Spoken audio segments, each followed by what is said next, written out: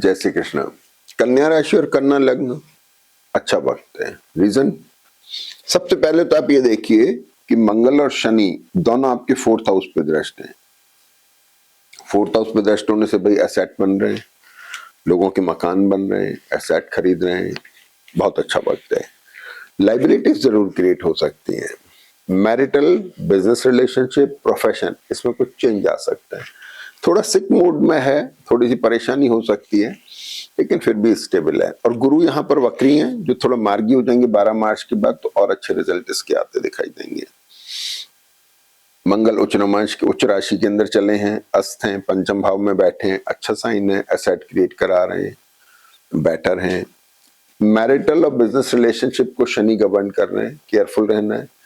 Health के challenges आ सकते हैं, तो हेल्थ तीन तरह की हो गई, physical, mental, financial. Mental health भी होती है, फिजिकल हेल्थ भी होती है और फाइनेंशियल हेल्थ भी होती है। तो इन चीजों का थोड़ा ध्यान रखना है।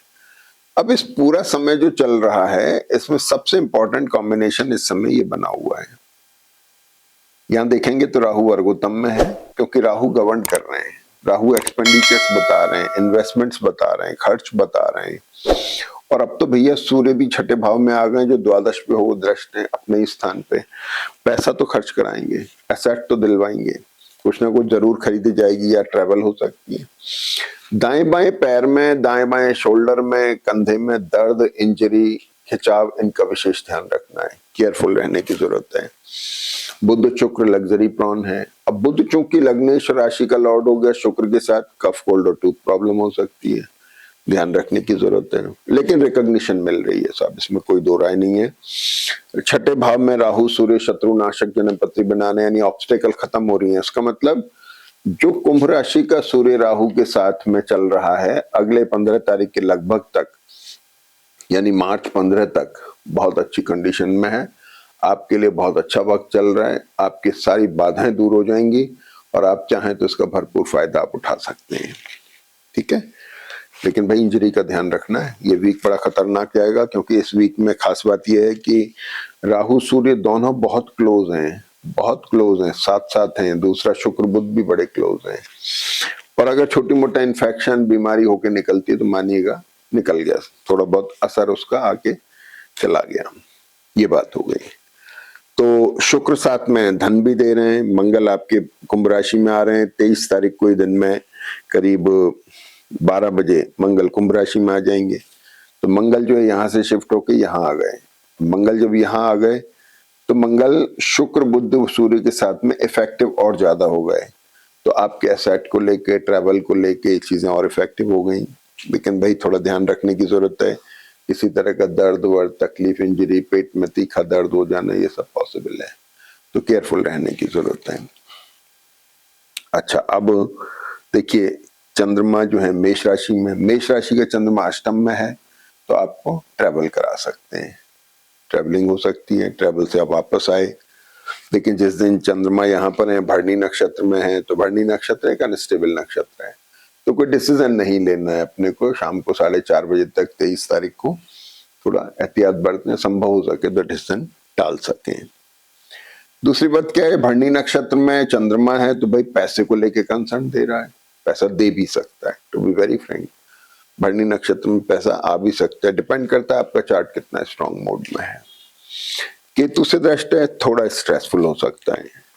अगली बात, दिन में 12 बजे मंगल कुंभ में आ गए, और कुंभ में मंगल सूर्य का कॉम्बिनेशन एग्रेसिव है।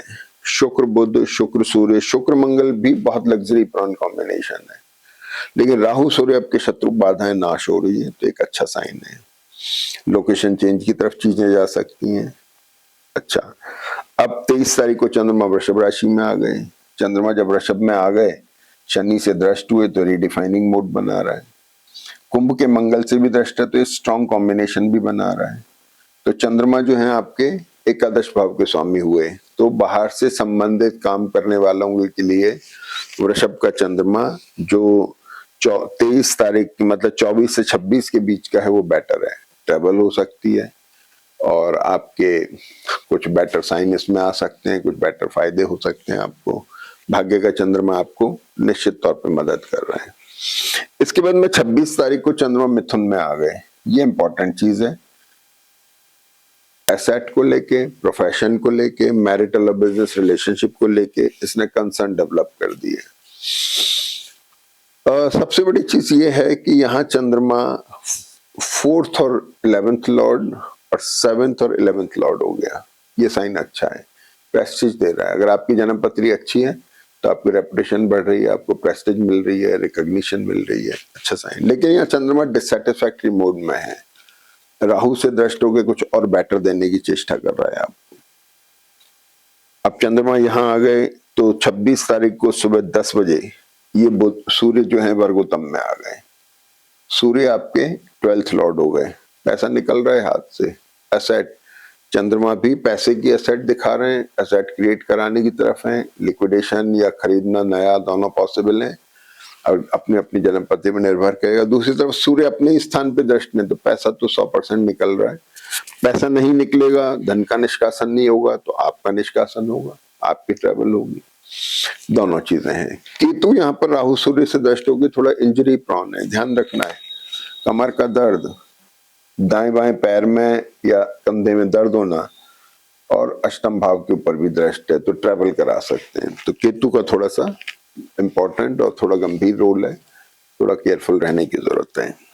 इसके बाद में 26 को दिन में 1 बजे बुध वक्री हो रहे हैं, तो आपका दशम भाव का और लग्न का या राशि का स्वामी बुध वक्री हो रहा है, एक अच्छा साइन है, आपको और अच्छा बेनिफिट दे रहा है और अच्छा आपको एक्टिव बना रहा है, आपके काम कर रहा है। 27, 26, 27, 28 ये तारीखें ऐसे इसमें शुक्र बुध राहु सूर्य बहुत क्लोज हैं, तो ये आपके लिए अच्छा है साइन, क्योंकि छठे भाव में राहु सूर्य और ये पाप ग्रहों का होना बाधाएं खत्म करता है।